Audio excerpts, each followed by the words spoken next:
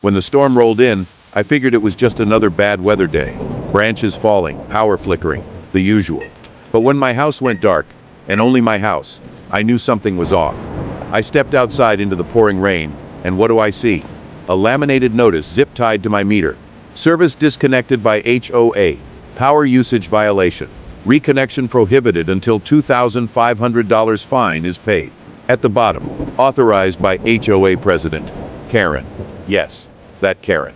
The clipboard queen in her aggressive lavender windbreaker, marching through the neighborhood like she's the god of thunder and suburban justice.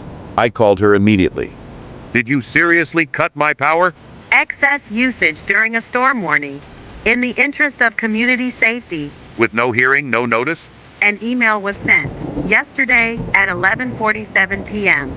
Because obviously, everyone checks emails at midnight during a storm. So here I am, freezing in a powerless house while thunder shakes the walls.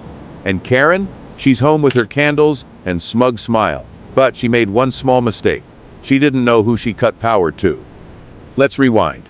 When I bought this house on the hill, the property came with a strange little clause in the deed. My real estate agent brushed it off as a joke. Ownership of the Cedar Loop Utilities Subgrid. Turns out, 20 years ago, the original developer built a private microgrid instead of tying into the city. Transformer, backup generator, solar panels, the whole deal. It powers 6 homes in our loop. And it's deeded to my lot. At the time, I didn't think much of it. Bills came. I paid them. No big deal. Until Karen happened. 12 days after moving in, Karen was elected HOA president. She didn't move into the neighborhood. She patrolled it. Flashlight, tape measure, whistle, clipboard. Fence too high by 3 inches? Violation. Mailbox magnet? Violation. Cat in a window? Unauthorized surveillance animal. Then she turned her attention to me. Lights on after 10 p.m.? Noise violation. Generator? Unapproved mechanical hazard. Solar panels? Inconsistent neighborhood roofing standards. I endured it all. I kept receipts. I collected emails. I waited until she cut my power during a storm. Then I opened the folder on my desktop titled Operation End Karen. Step 1. Contact local energy commission. Step 2. Notify the subcontractor that manages the grid that I'm the new boss. Step 3.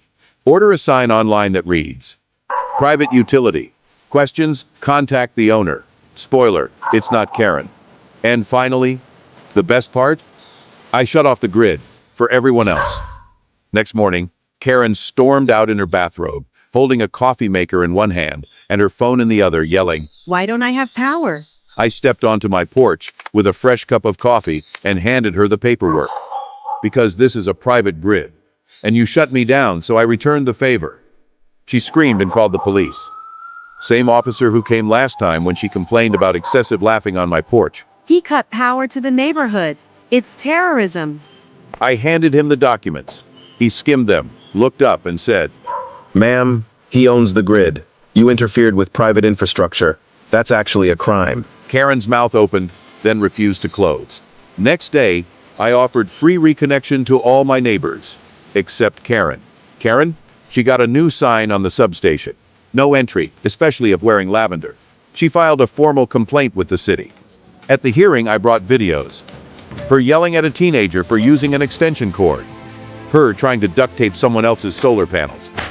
Her banging on a generator shouting, I forbid this to spin. The council tried not to laugh. One of them said, Miss Karen, you don't run the power grid. And honestly, it seems like you can't even run yourself. Case dismissed. She stormed out, throwing her clipboard like a boomerang of defeat. Today, there's a wreath on the transformer that says, Rip Logic, fried by 220 volts of Karen. Thanks for watching. Like and subscribe.